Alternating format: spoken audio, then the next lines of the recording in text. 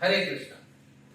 तो आप में से जो भी पहली बार हमारे चैनल पर वीडियो देख रहे हैं, इस चैनल को सब्सक्राइब कीजिए, लाइक कीजिए हमारे वीडियोस को और अपने सारे मित्रों और सभी लोगों के साथ शेयर कीजिए।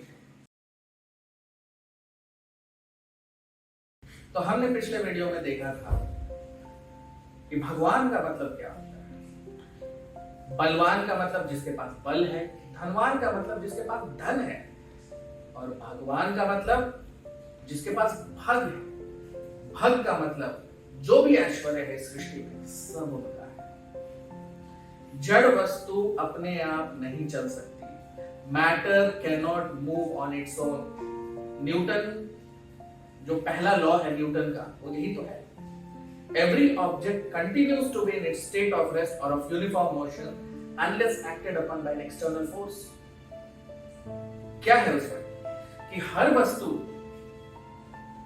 अपनी अवस्था बनाई रहती है, चाहे वो चल रही हो चाहे रुकी हो, जब तक उस पर बाहरी बल न लगे। ये बल कहां से आता है? ये टेबल है, ये करोड़ों साल तक यहीं पड़ा रहेगा जब तक मैं इसे नहीं हिलाऊंगा। एक बीज होता है, आप बीज को मिट्टी में डालते हैं और प्रतिदिन उसमें आप जल से सींचते हैं उसको,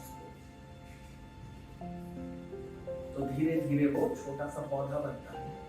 और फिर आप जल डालते रहे, सींचते रहे, तो धीरे धीरे वो बड़ा पेड़ बन जाता है। उसी बीज को आप तेल में तल दीजिए और फिर उसके बाद आप उसको मिट्टी में बोइए। क्या उसमें से पेड़ निकलेगा? भले ही आप उसमें डेली 100 घड़ा पानी और 100 बाल्टी पानी डालिए, कुछ नहीं होगा। क्यों? क्योंकि जीवात्मा, आत्मा स्रोत है जड़ वस्तु का। जड़ वस्तु, एक पत्थर अपने जैसा दूसरा पत्थर नहीं बना सकता, लेकिन एक मनुष्य या एक जानवर अपने जैसे कई मनुष्य और जानवर पैदा कर सकता है। ये जड़ में और चेतन में, यानी ये जड़ वस्तु में और जीवात्मा में अंतर है। This is the difference between spirit and matter. So spirit is the source of everything. सब कुछ जीव आत्मा के कारण है। जड़ वस्तु अपने आप बदलाव नहीं ला सकती। आप एक जो पेंटर होते हैं वो पेंटिंग करते हैं। आप खूब सारे रंग ले लीजिए, पीला, हरा, नीला, लाल, सफेद, उस सबको ऐसे करके उड़ेल लीजिए एक दूसरे पर। क्या एक चित्र बन जाएगा? नहीं बनेगा। जब तक एक चित्रकार उस सारे रंगों को बहुत ही सुंदरता से बनाएगा नहीं, तब तक एक चित्र नहीं बनेगा। तो शास्त्रों में, भागवत पुराण में बताया गया है कि नयन वचस चित्र पदम हरेर यशो जगत पवित्रम ब्रदणीत करहिते तद वायसम तीर्थम कुशंति मानसा नयत्र हन्ति रमते उशिक्षया। कि चित्र पदम, एक छोटा सा चित्र भी बनाने के लिए चित्रकार की आवश्यकता होती है। तो क्या ये सुंदर सी जो सृष्टि है, ये बिना किसी के रंग भरे इसमें रंग डल गया? आप एक छोटा सा चित्र देख के भी कहते हैं किसने बनाया इस सुंदर चित्र को? तो क्या ये जो इतनी सुंदर सी सृष्टि है ये अपने आप बन गई बिना किसी चित्रकार के, बिना किसी के द्वारा इसे सजाए हुए ये सज गई? ऐसा तो नहीं हो सकता। इसको समझने के लिए ज्यादा बहुत विद्वान होने की आवश्यकता नहीं। ये बहुत ही सरल विद्या है, सरल ज्ञान है, सरल विज्ञान है, कोई भी समझ सकता है। एक छोटा सा आप कुछ भी पदार्थ देखते हैं, एक छोटी सी आप बिल्डिंग देखते हैं।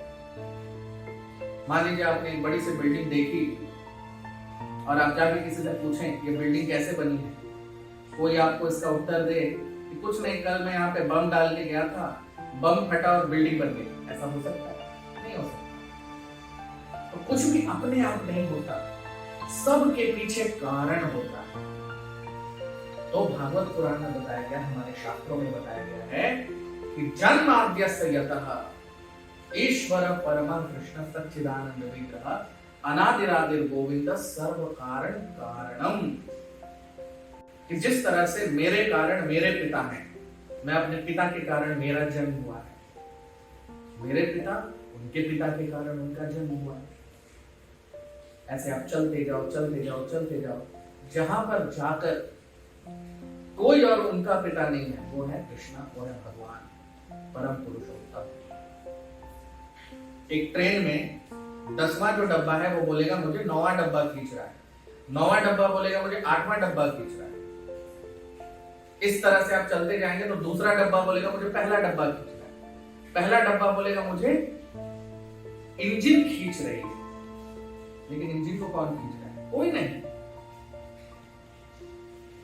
तो जो सबका स्रोत है लेकिन जिसका कोई स्रोत नहीं है, वो है परम पुरुषोत्तम भगवान श्री कृष्ण। कृष्ण का मतलब हमने अपने पिछले वीडियो में देखा, जो सबको अपनी ओर आकर्षित करे वो है कृष्ण। भगवान है तो उनका परम आकर्षक होना सबसे बड़ा गुण है, उनमें आकर्षण है, और इसीलिए वो कृष्ण है। सबसे सुंदर नाम जो भगवान का, वैसे तो भगवान के अनगिनत नाम, अलग अलग नामों से हम भगवान को बुलाते हैं, लेकिन सबसे जो सुंदर नाम हम दे सकते हैं वो कृष्ण है, क्योंकि कृष्ण का मतलब होता है परम आकर्षण, जो सबको अपनी ओर आकर्षित करे, वो है कृष्ण। तो जब एक छोटी सी चीज भी, ये टेबल भी जब आप देखेंगे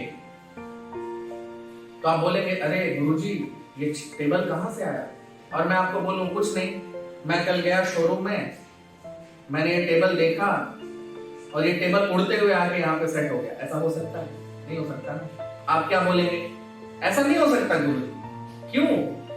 क्योंकि एक टेबल भी यहाँ पे सेट हुआ है तो इसका किसी ने इसको यहाँ पे सेट किया है कि नहीं? एक बिल्डिंग बनी है, ये जो कमरा बना हुआ है, एक एक ईंट किसी ने लगाई है तो ये कमरा बना। तो ये सृष्टि क्या अपने आप बन गई बम फटने से? नहीं, ऐसा नहीं है। तो सर्व कारण कारणम, जो सब का कारण है, जिसके ऊपर कोई कारण नहीं है, वो है परम पुरुषोत्तम भगवान श्री कृष्ण। तो कई लोगों का प्रश्न आता है कि भगवत गीता क्यों हमारे मनुष्य जीवन, मैनुअल ऑफ ह्यूमन लाइफ कहते हैं। तो कई लोग ये प्रश्न करते हैं कि भगवत गीता कैसे मनुष्य जीवन की सबसे बड़ी मार्गदर्शक पुस्तक है, मैनुअल ऑफ ह्यूमन लाइफ है। क्यों कहते हैं लोग? क्यों हमारे सभी आचार्यों ने, सारे श्रेष्ठ महान संतों ने, साधु संतों ने, सबने कहा है कि भगवत गीता जो है वो हमारे मनुष्य जीवन की सबसे बड़ी मार्गदर्शक पुस्तक है। क्यों? क्योंकि इसे भगवत गीता कहा जाता है। भगवत मतलब भगवान, गीता मतलब उनकी जो गीत है।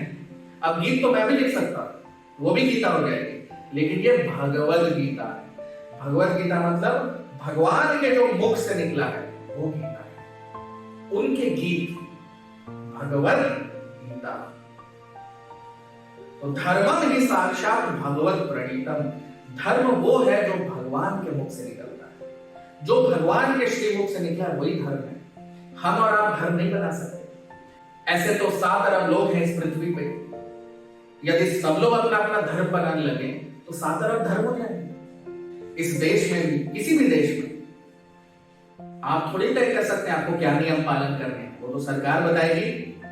तो इस सृष्टि को जिसने बनाया है, एक चित्र को यदि चित्रकार बनाता है तो इस सृष्टि को किसने निर्माण किया, किसने इसके पीछे अपना दिमाग लगाया है? इतनी सुंदर सृष्टि। तो सूर्य देव सही टाइम पे निकलते हैं, चंद्र देव सही टाइम पे निकलते हैं, वर्षा सही टाइम पे आती है। कितना सुंदर अरेंजमेंट है हम सब के लिए। तो क्या ऐसे ही हो गया है? तो जिसने ये सृष्टि बनाई है, जिसने इसको डिजाइन किया है, वही तो बताएगा हमें क्या करना है क्या नहीं करना है। उसी को भगवत गीता, इसीलिए वो मैनुअल ऑफ ह्यूमन लाइफ, इसीलिए मनुष्य जीवन की सबसे बड़ी मार्गदर्शक पुस्तक है। आज तक की हिस्ट्री में, इतिहास में सबसे बड़ा ग्रंथ, नंबर 1 बेस्ट सेलर, आज से नहीं 5000 साल से भगवत गीता विश्व की सबसे महान पुस्तक रही है, तो वो है भगवत गीता। हम सबको इसका लाभ उठाना चाहिए जीवन में। हमारे बहुत सारे सत्र हम करते हैं भगवत गीता के। आप सब भी चैनल को सब्सक्राइब कीजिए, लाइक कीजिए, और आप तक भी ये संदेश पहुंचे। जब भी हम नया बैच शुरू करेंगे, आप सबको ये मैसेज पहुंच जाएगा। धन्यवाद। हरे कृष्ण।